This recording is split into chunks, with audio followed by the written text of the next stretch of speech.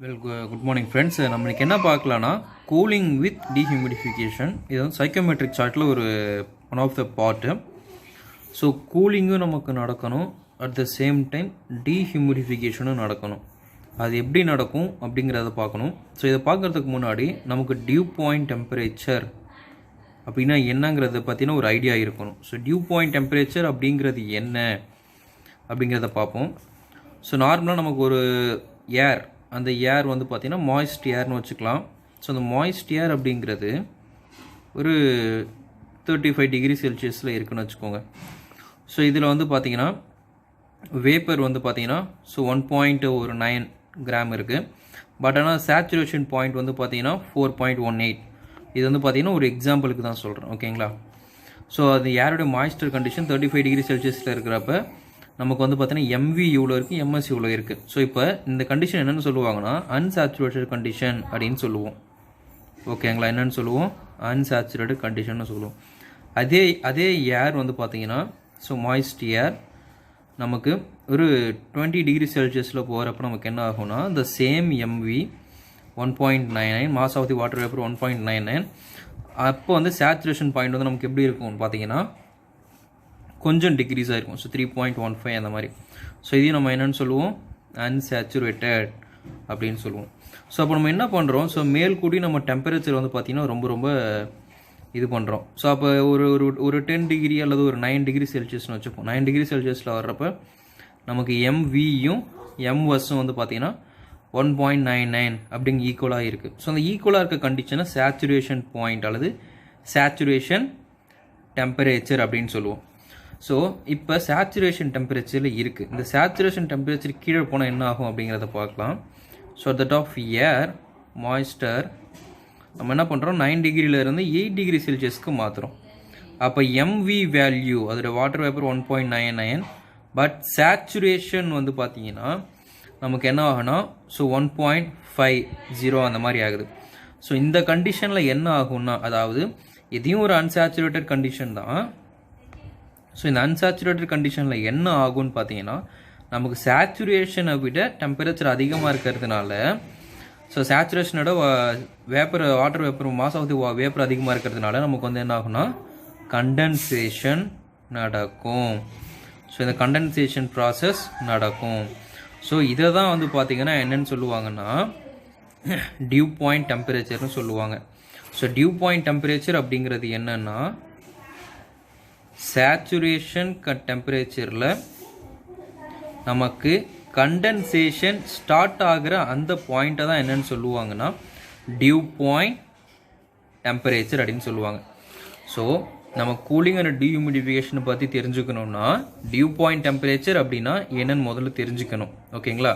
So due point டெம்பரேச்சர்னால் என்னென்னா, so எந்த ஒரு கண்டிஷனில் நமக்கு அந்த ஏர் வந்து ஃபுல் சேச்சுரேஷன் கண்டிஷனில் இருந்து கண்டென்சேஷனுக்கு இறங்குதோ அதை தான் என்னென்னு சொல்லுவாங்க டியூ பாயிண்ட் டெம்பரேச்சர் அப்படின்னு சொல்லுவாங்க. ஸோ இப்போ நம்ம கூலிங் அண்ட் டீஹியூமிடிஃபிகேஷனை பற்றி பார்க்கலாம். ஸோ கூலிங் அண்டு டீஹியூமிடி. ஸோ இப்போ ஒரு அட்மாஸ்பியரிக் ஏர் வந்து நமக்கு வந்து இருக்குது. இந்த அட்மாஸ்பியரிக் ஏர் வந்து பார்த்திங்கன்னா ஸோ நார்மலாக ஒரு 40 டிகிரி செல்சியஸில் இருக்குது. ஸோ இதை நம்ம என்ன பண்ணுறோன்னா ஒரு காயில் வழியாக பாஸ் பண்ணுறோம், ஓகேங்களா.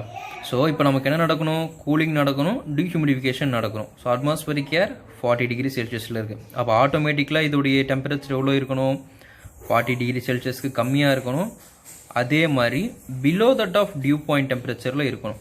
So below dew point temperature of entering air. இந்த பாயிண்ட்டு இஎஸ்சி எக்ஸாமில் ரெஃப்ரிஜரேஷன் அண்ட் ஏர் கண்டிஷனிங்கில் கேட்டிருக்காங்க. So what is the temperature of the cooling coil in cooling and dehumidification ஒரு கொஷின் இருக்குது. அதுக்கு ஆன்சர் என்னன்னா below the dew point temperature of entering air. So ஓகேங்களா, இது வந்து ஒன் ஆஃப் எம்சிக்யூ. ஸோ இது ஒரு பார்ட்டு. இப்போ நம்ம கான்செப்ட்டுக்கு வருவோம். ஸோ இப்போ இது 40 டிகிரி செல்சியஸில் வருது. ஸோ இது வந்து பார்த்தீங்கன்னா ஒரு 25 டிகிரி செல்சியஸ்னு வச்சுப்போம், ஓகேங்களா. ஸோ 25 டிகிரி செல்சியஸில் இருக்குது. 25 டிகிரி செல்சியஸில் இருந்தால் என்ன ஆகுது? நமக்கு கண்டென்சேஷன் நடக்குது. ஸோ கண்டென்சேஷன் நடக்கிறப்ப நமக்கு என்ன ஆகும்? கண்டிப்பாக வந்து வாட்டர் வேப்பர் என்ன ஆகும்? Water vapor is converted into droplets. So அப்போ நமக்கு என்ன இந்த இடத்துல வந்து பார்த்தீங்கன்னா வாட்டர் ட்ராப்லெட்ஸ் எல்லாம் இந்த இடத்துல இந்த மாதிரி ஃபார்ம் ஆக ஆரம்பிக்கும். ஓகேங்களா? ஸோ வாட்டர் ட்ராப்லெட்ஸ் ஃபார்ம் ஆக ஆரம்பிக்கும். ஸோ அப்போ வெளியில் வர்ற ஏர் வந்து பார்த்தீங்கன்னா நமக்கு டெம்பரேச்சர் குறைஞ்சி தான் வரும். ஸோ 25 டிகிரி செல்சியஸ் இங்கே வர்றப்போ நமக்கு டெம்பரேச்சர் வந்து பார்த்திங்கன்னா குறையும். ரிலேட்டிவ் ஹியூமிடிட்டி வந்து பார்த்திங்கன்னா என்ன ஆகும்னா இன்க்ரீஸ் ஆகும். ஓகேங்களா? ஸோ இந்த அவுட்புட்டை நம்ம கண்டுபிடிக்கிறதுக்கு நம்ம சைக்கோமெட்ரிக் சார்ட் இப்போ நம்ம வரையலாம். ஸோ சைக்கோமெட்ரிக் சார்ட் இப்படி வரையும். ஓகேங்களா? ஸோ நான் வந்து ஒரு சாம்பிளாக தான் வரைகிறேன். ஸோ இதை ட்ரை பல்ப் டெம்பரேச்சர் அப்படின்னு சொல்லுவோம். ஸோ இதை வந்து டியூ பாயிண்ட் டெம்பரேச்சர் அப்படின்னு சொல்லுவாங்க. இதை தான் ரிலேட்டிவ் ஹியூமிடிட்டி அப்படின்னு சொல்லுவோம். ஓகேங்களா? ரிலேட்டிவ் ஹியூமிடிட்டி இது 100% இருக்குது. ஸோ இப்போ ஒரு செகண்ட் லைன் இது வந்து ரிலேட்டிவ் ஹியூமிடிட்டி 90% இருக்குது. ஸோ நம்ம நார்மலாக நம்ம ஃபஸ்ட்டு டெம்பரேச்சர் 40 டிகிரி செல்சியஸில் வச்சோம். ஸோ நமக்கு எவ்வளோ வச்சோம்? 40 டிகிரி செல்சியஸில் வச்சோம். ஓகேங்களா? So 40 degree Celsius. Second point எவ்வளோ வச்சோம்? 25 டிகிரி செல்சியஸ். ஸோ இப்படி 25 டிகிரி செல்சியஸ். ஓகேங்களா? ஸோ இப்போ நமக்கு 40 to 25 வர்றப்போ என்ன ஆகுதுன்னு மட்டும் பாருங்கள். நம்ம இதே மாதிரி ரிலேட்டிவ் ஹியூமிடிட்டி வரைகிறோம். ஓகேங்களா? ஸோ ரிலேட்டிவ் ஹியூமிடிட்டி இப்படியே வரைகிறப்ப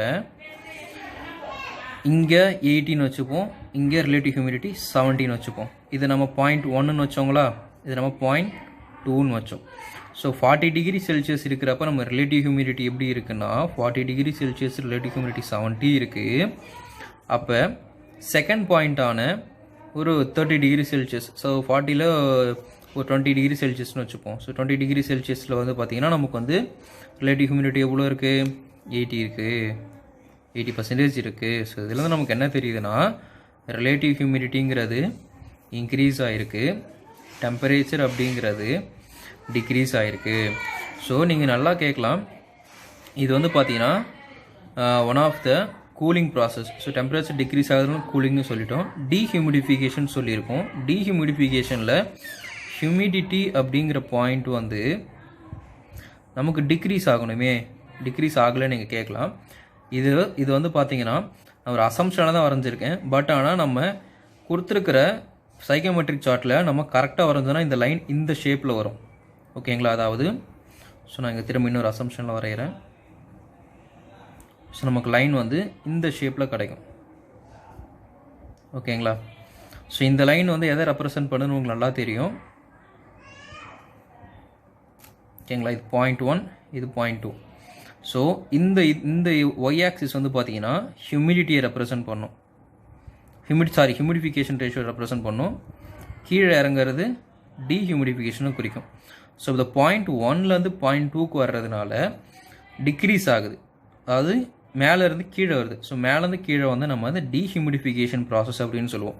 ஸோ கூலிங் அண்ட் டீஹியூமிடிஃபிகேஷனில் ஸோ நமக்கு வந்து டீஹியூமிடிஃபிகேஷனும் ஆயிடுச்சு, வாட்டர் கூலிங்கும் ஆயிடுச்சு. ஸோ இந்த மாதிரி கண்டிஷன்ஸ் எங்கே பயன்படுத்துவாங்கன்னு பார்த்தீங்கன்னா நமக்கு எந்த இடத்துல வந்து பார்த்தீங்கன்னா அந்த இடம் ஹீட்டாகவும் இருக்கும், அட் த சேம் டைம் ஹியூமிடிட்டியாகவும் இருக்குமோ அந்த இடத்துல இது வந்து நமக்கு பயன்படுத்துவாங்க. ஓகேங்களா? ஸோ இந்த கான்செப்ட் வந்து உங்களுக்கு புரிஞ்சிருந்ததுன்னு சொல்லுங்கள். புரியல, ஏதாச்சும் டவுட் இருக்குன்னு சொல்லியிருந்தீங்கன்னா அது கமெண்ட் செக்ஷனில் கமெண்ட் பண்ணுங்கள். அதுக்கான கிளியர் வீடியோஸ் போடுவோம். அதுக்கு அடுத்த வீடியோவில் ஸ்பெசிஃபிக் ஹியூமிடிட்டி, அதாவது சைக்கோமெட்ரிக் சார்ட்டில் இருக்கக்கூடிய சென்சிபிள் கூலிங் அண்ட் சென்சிபிள் ஹீட்டிங்கை பற்றி ஒரு கான்செப்ட் பார்க்கலாம். தேங்க்யூ.